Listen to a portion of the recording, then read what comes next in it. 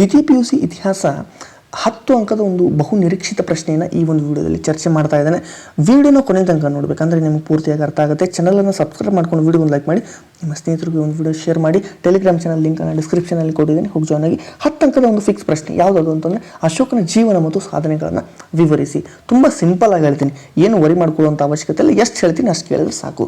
ಅಶೋಕ್ ಮಹಾಶಯ ಕ್ರಿಸ್ತಪೂರ್ವ ಶಾಲಿವಾಹನ ಶಕೆ ಪೂರ್ವ 773 232 ನೆನ್ಪಿಟ್ಕೋಬೇಕು, ಆಯಿತಾ. ನೆಕ್ಸ್ಟ್ ಪೀಠಿಕಾ ಭಾಗದಲ್ಲಿ ಕಡ್ಡಾಯವಾಗಿ ಪೀಠಿಕೆಯನ್ನು ಹಾಕಲೇಬೇಕಾಗುತ್ತೆ. ಸೊ ಪೀಠಿಕೆಯನ್ನು ನೀವು ಬರೀಬೇಕಾಗುತ್ತೆ. ನೆಕ್ಸ್ಟ್ ಒಂದೊಂದಾಗಿ ಸಿಂಪಲ್ ಆಗಿ ನೋಡ್ತಾ ಹೋಗೋಣ. ಅಶೋಕನು ಮೌರ್ಯರಲ್ಲಿ ಅತ್ಯಂತ ಪ್ರಸಿದ್ಧ ರಾಜ, ದೇವನಾಂ ಪ್ರಿಯದರ್ಶಿ ಎಂಬ ಬಿರುದನ್ನು ಹೊಂದಿದ್ದ. ಸರಿ ಆಯಿತು, ಗೊತ್ತಾಯಿತು. ಅವ್ನು ಯಾವ ಬಿರುದನ್ನು ಹೊಂದಿದ್ದ? ದೇವನಾಮ ಪ್ರಿಯದರ್ಶಿ. ಸರಿ ಆಯಿತು. ಕ್ರಿಸ್ತಪೂರ್ವ 273 ಶಾಲಿವಾಹನ ಶಕೆ ಪೂರ್ವ 273 ಅಧಿಕಾರಕ್ಕೆ ಬಂದಿದ್ದ. ಆದರೆ ಕಿರೀಟಧಾರಣೆಯಾಗಿದ್ದು ಕ್ರಿಸ್ತಪೂರ್ವ 269. ಈ ಅವಧಿಯಲ್ಲಿ ಅಶೋಕನು ತನ್ನ 100 ಜನ ಸಹೋದರರ ಜೊತೆ ಸಿಂಹಾಸನಕ್ಕಾಗಿ ಹೋರಾಡಬೇಕಾಯಿತೆಂದು ಇತಿಹಾಸಕಾರರ ನಂಬಿಕೆಯಾಗಿದೆ. ಅಂದರೆ ಈತ 269 ಈತನ ಕಿರೀಟಧಾರಣೆ ಆಗಿದ್ದರೂ ಕೂಡ ಆತ ಯಾಕೆ ಸ್ವಲ್ಪ ಲೇಟಾಗಿ ಬರ್ತಾನೆ ಅಂತಂದರೆ ಈ ಒಂದು ಕಾರಣ ಇಲ್ಲಿ ಅವರು ಕೊಡ್ತಾರೆ ಅಷ್ಟೇ.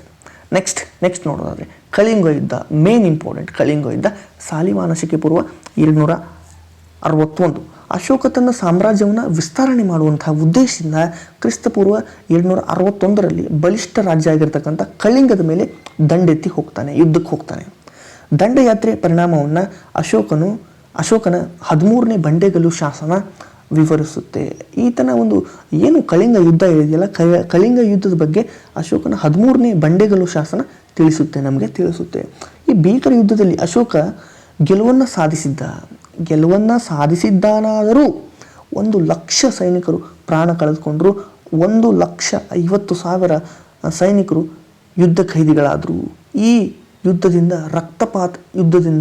ರಕ್ತಪಾತದಿಂದ ಅಶೋಕನ ಮನ ಕರಗಿತ್ತು.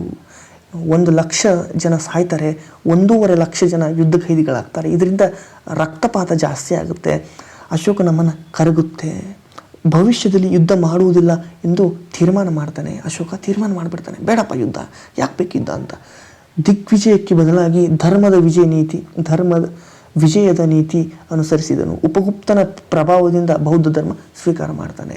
ನೆಕ್ಸ್ಟ್ 3ನೇ ಪಾಯಿಂಟ್, ಪೀಠಿಕೆ. ಸೆಕೆಂಡ್ ಪಾಯಿಂಟ್ ಇದು. ನೆಕ್ಸ್ಟ್ ಸಾಮ್ರಾಜ್ಯದ ವಿಸ್ತಾರ. ಉತ್ತರದಲ್ಲಿ ಕಾಶ್ಮೀರದಿಂದ ಅಫ್ಘಾನಿಸ್ತಾನಿನವರೆಗೆ, ದಕ್ಷಿಣದಲ್ಲಿ ಸುವರ್ಣಗಿರಿವರೆಗೆ, ಪೂರ್ವದಲ್ಲಿ ಬಂಗಾಳದಿಂದ ಪಶ್ಚಿಮದ ಸಿಂಧ್ ಬಲೂಚಿಸ್ತಾನವರೆಗೆ ಹಬ್ಬಿತ್ತು. ನೆನ್ಪಿಟ್ಕೋಬೇಕು. ನೆಕ್ಸ್ಟ್ ಅಶೋಕನ ಶಿಲಾಶಾಸನಗಳು. ಈತ ಶಿಲಾಶಾಸನಗಳನ್ನು ಹೊರಡಿಸಿರ್ತಕ್ಕಂಥ ಮೊದಲ ಸಾಮ್ರಾಟ, ಭಾರತದಲ್ಲೇ ಮೊದಲ ಸಾಮ್ರಾಟ. ಶಾಸನಗಳ ಭಾಷೆ ಪ್ರಾಕೃತ, ಪಾಲಿನೋ ಅಂತಾರೆ, ಗ್ರೀಕ್ ಆಗಿದ್ದು ಬ್ರಾಹ್ಮಿ ಮತ್ತು ಖರೋಷ್ಠಿ ಲಿಪಿಗಳನ್ನು ಹೊಂದಿವೆ. ಈತನ ಒಂದು ಶಿಲಾಶಾಸನಗಳು, ಸ್ಕ್ರಿಪ್ಚರ್ಸ್. 1837 ಜೇಮ್ಸ್ ಪ್ರಿನ್ಸೆಪ್ ಬ್ರಾಹ್ಮಿ ಲಿಪಿಯನ್ನು, ಶಾಸನಗಳನ್ನು ಸಂಶೋಧಿಸಿ ಬೆಳಕಿಗೆ ತರ್ತಾನೆ. 1837 ಜೇಮ್ಸ್ ಪ್ರಿನ್ಸೆಪ್ನು ಬ್ರಾಹ್ಮಿ ಲಿಪಿ ಮತ್ತು ಶಾಸನಗಳನ್ನು ಸಂಶೋಧನೆ ಮಾಡಿ ಬೆಳಕಿಗೆ ತರ್ತಾರೆ.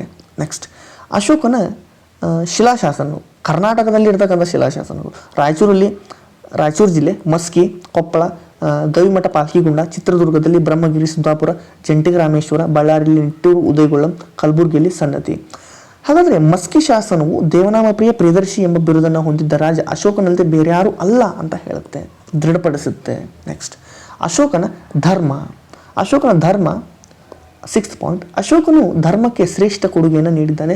ಅವನ ಪ್ರಕಾರ ಧರ್ಮನಿಷ್ಠೆಯು ಈ ಕೆಳಗಂಡ ಅಂಶಗಳನ್ನು ಹೊಂದಿರಬೇಕು, ಗುಣಗಳನ್ನು ಹೊಂದಿರಬೇಕು. ಯಾವ್ಯಾವ ಗುಣ? ತಂದೆ ತಾಯಿಯರಿಗೆ ವಿಧೇಯರಾಗಿರಬೇಕು, ಗುರುಗಳಿಗೆ ಗೌರವವನ್ನು ಕೊಡಬೇಕು. ತಂದೆ ತಾಯಿಯರಿಗೆ ವಿಧೇಯರಾಗಿರಬೇಕು, ಗುರುಗಳಿಗೆ ಗೌರವ ಕೊಡಬೇಕು. ನೆಕ್ಸ್ಟ್ ಪ್ರತಿಯೊಬ್ಬರು ಸತ್ಯವನ್ನೇ ನುಡಿಬೇಕು. ಸೇವಕರು ಕಿರಿಯರು ಅವಲಂಬಿತರನ್ನು ಪ್ರೀತಿಯಿಂದ ನೋಡಬೇಕು. ಸೇವಕರು ಕಿರಿಯರು, ಸಣ್ಣವರು, ಅವಲಂಬಿತರನ್ನು ಅಂದರೆ ವೃದ್ಧರು, ಅವರನ್ನು ಪ್ರೀತಿಯಿಂದ ಕಾಣಬೇಕು. ಮಾನವರು ಮತ್ತು ಪ್ರಾಣಿಗಳಿಗೆ ಹಿಂಸೆ ಮಾಡಬಾರ್ದು, ಯಾವುದೇ ಕಾರಣಕ್ಕೂ ಹಿಂಸೆ ಮಾಡಬಾರ್ದು. ಪ್ರತಿಯೊಬ್ಬರು ಕೋಪ, ಕ್ರೌರ್ಯ, ದುಂದು ವೆಚ್ಚಗಳನ್ನು ನಿಗ್ರಹಿಸಬೇಕು. ಈ ದುಂದು ವೆಚ್ಚಗಳೇನಿರ್ತಲ್ಲ ಇದನ್ನು ಅವ್ರು ಬಿಡಬೇಕಾಗತ್ತೆ. ಈ ಕ್ರೌರ್ಯವನ್ನು ಬಿಡಬೇಕು, ಕೋಪವನ್ನು ಬಿಡಬೇಕಂತ ಹೇಳ್ತಾನೆ ಉಪಗುಪ್ತನ ಪ್ರಭಾವದಿಂದ ಈ ಅಶೋಕ. 7ನೇ ಪಾಯಿಂಟ್, ಬೌದ್ಧ ಧರ್ಮದ ಪ್ರಚಾರಕ್ಕೆ ಅಶೋಕನು ಕೈಗೊಂಡಿರ್ತಕ್ಕಂಥ ಕ್ರಮ. ಬೌದ್ಧ ಧರ್ಮದ ಪವಿತ್ರ ಕ್ಷೇತ್ರಗಳಾಗಿರ್ತಕ್ಕಂಥ ಲುಂಬಿನಿವನ, ಕಪಿಲವಸ್ತು, ಗಯಾ, ಸಾರನಾಥ, ಕುಶಿನಗರವನ್ನು ಸಂದರ್ಶಿಸಿದನು, ಹೋಗ್ತಾನೆ, ಭೇಟಿ ಕೊಡ್ತಾನೆ. ನೆಕ್ಸ್ಟ್ 2ನೇ ಪಾಯಿಂಟಲ್ಲಿ ಸಾಮ್ರಾಜ್ಯದಾದ್ಯಂತ ಬೌದ್ಧ ವಿಹಾರಗಳನ್ನು ನಿರ್ಮಿಸ್ತಾನೆ. ಅಂದರೆ ಭಿಕ್ಷುಗಳಿಗೆ ಬಂದಾಗ ಅವ್ರಿಗೆ ವಿಶ್ರಾಂತಿ ಕೊಠಡಿಗಳನ್ನು, ವಿಶ್ರಾಂತಿ ಗೃಹಗಳನ್ನು ನಿರ್ಮಾಣ ಮಾಡ್ತಾನೆ. ವಿಹಾರ ಅಂದರೆ ಅದೇ. ಬೌದ್ಧ ಧರ್ಮ ಪ್ರಚಾರಕ್ಕಾಗಿ ಧರ್ಮ ಮಹಾಮಾತ್ರರು ಎಂಬ ಅಧಿಕಾರಿಗಳನ್ನು ನೇಮಿಸ್ತಾನೆ. ಇವರು ಧರ್ಮಕ್ಕೋಸ್ಕರನೇ ಕೆಲಸ ಮಾಡಬೇಕು, ಬಟ್ ಅವ್ರಿಗೆ ಸ್ಯಾಲ್ರಿ ಕೊಡ್ತಾರೆ ಅಷ್ಟೇ. ಕ್ರಿಸ್ತಪೂರ್ವ 750ರಲ್ಲಿ ಪಾಟ್ಲಿಪುತ್ರದಲ್ಲಿ 3ನೇ ಬೌದ್ಧ ಸಮ್ಮೇಳನವನ್ನು ಆಯೋಜನೆ ಮಾಡ್ತಾನೆ. ನೆಕ್ಸ್ಟ್ 5ನೇದು, ಬೌದ್ಧ ಧರ್ಮದ ಪ್ರಚಾರಕ್ಕಾಗಿ ಬರ್ಮಾ, ಅಫ್ಘಾನಿಸ್ತಾನ್, ಶ್ರೀಲಂಕಾಗಳಿಗೆ ನಿಯೋಗಗಳನ್ನು ಕಳಿಸ್ತಾನೆ. ಅಂದರೆ ಅಲ್ಲಿ ಹೋಗಿ ಪ್ರಚಾರವನ್ನು ಮಾಡಲಿಕ್ಕೆ ಜನರನ್ನು ಕಳಿಸ್ತಾನೆ. ನೆಕ್ಸ್ಟ್ ಶಾಂತಿ ಸೂಚಕವಾಗಿ ಬೋಧಿ ಗಿಡ ಇರುತ್ತಲ್ಲ, ಆ ಬೋಧಿ ಗಿಡದೊಂದಿಗೆ ಮಹೇಂದ್ರ ಮತ್ತು ಮಗಳು ಸಂಘಮಿತ್ರೆಯನ್ನು ಶ್ರೀಲಂಕಾಕ್ಕೆ ಕಳಿಸ್ತಾನೆ ಅಶೋಕ. ನೆಕ್ಸ್ಟ್ ಮುಂದೆ ನೋಡೋದಾದರೆ ಸಿಂಪಲ್ ಆಗಿದೆ, ಏನು ವರಿ ಮಾಡ್ಕೊಳ್ಳುವಂಥ ಅವಶ್ಯಕತೆ ಇಲ್ಲ, ಸಿಂಪಲ್ ಕ್ವೆಶ್ಚನ್ ಇದು. ಅನೇಕ ಕಲ್ಯಾಣಕಾರ ಚಟುವಟಿಕೆಗಳನ್ನು ಕೈಗೊಂಡಿರ್ತಕ್ಕಂಥ ಈತ ಬಾವಿಗಳನ್ನು ತೋಡಿಸ್ತಾನೆ, ವಿಶ್ರಾಂತಿ ಗೃಹಗಳನ್ನು ಕಟ್ಟಿಸ್ತಾನೆ, ರಸ್ತೆ ಬದಿಗಳಲ್ಲಿ ಫಲ ನೀಡುವ ಮರಗಳನ್ನು ಕೂಡ ಬೆಳೆಸ್ತಾನೆ, ನಡೆಸ್ತಾನೆ, ಮಾನವ ಮತ್ತು ಪ್ರಾಣಿಗಳಿಗೆ ಆಸ್ಪತ್ರೆಗಳನ್ನು ನಿರ್ಮಿಸ್ತಾನೆ. ಅದೇ ರೀತಿ ಶಾಲೆಗಳನ್ನು ಕೂಡ ಸ್ಥಾಪಿಸಿದನು. ಬಡವರಿಗೆ, ಅಂಗವಿಕಲರಿಗೆ ಉಚಿತ ಊಟದ ವ್ಯವಸ್ಥೆಯನ್ನು ಕೂಡ ಅಶೋಕ ಮಾಡ್ತಾನೆ. ತನ್ನ ಪ್ರಜೆಗಳಿಗೆ ತಂದೆಯಂತೆ ಇದ್ದನು. ಸೇವೆ ತ್ಯಾಗ ಇದನ್ನು ಗುರಿಯಾಗಿತ್ತು. ಭಾರತ ಇತಿಹಾಸದಲ್ಲಿ ಅಷ್ಟೇ ಅಲ್ಲ, ಪ್ರಪಂಚದ ಇತಿಹಾಸದ ಪುಟಗಳಲ್ಲಿ ಸ್ಥಾನ ಪಡೆದಿರತಕ್ಕಂಥ ಭಾರತೀಯ ಅರಸ ಪ್ರಪಂಚದ ಇತಿಹಾಸದಲ್ಲಿ ವಿಜಯದ ನಂತರವೂ ಯುದ್ಧವನ್ನು ತ್ಯಜಿಸಿದ ಏಕೈಕ ಅರಸನಾಗಿದ್ದಾನೆ. ಈ ಒಂದು ಕ್ವಶನ್ಗೆ ಇಷ್ಟು ಆನ್ಸರ್ ಬರೆದ್ರೆ 10 ಮಾರ್ಕ್ಸ್ ನಿಮಗೆ ಸಿಗುತ್ತೆ. ಯಾವ್ಯಾವ ಪಾಯಿಂಟನ್ನು ಇನ್ಕ್ಲೂಡ್ ಮಾಡಿ ನಾನು ಹೇಳಿದ್ದೀನಿ, ಎಕ್ಸ್ಪ್ಲೇನ್ ಮಾಡಿದ್ದೀನಿ, ಇಷ್ಟನ್ನು ನೀವು ಬರೀಬೇಕಾಗುತ್ತೆ. ಇದಿಷ್ಟು ಈ ಒಂದು ವಿಡಿಯೋದಲ್ಲಿ. ಮತ್ತೆ ಮುಂದಿನ ಒಂದು ವಿಡಿಯೋದಲ್ಲಿ ಸಿಗ್ತಾ ಇದ್ದೇನೆ.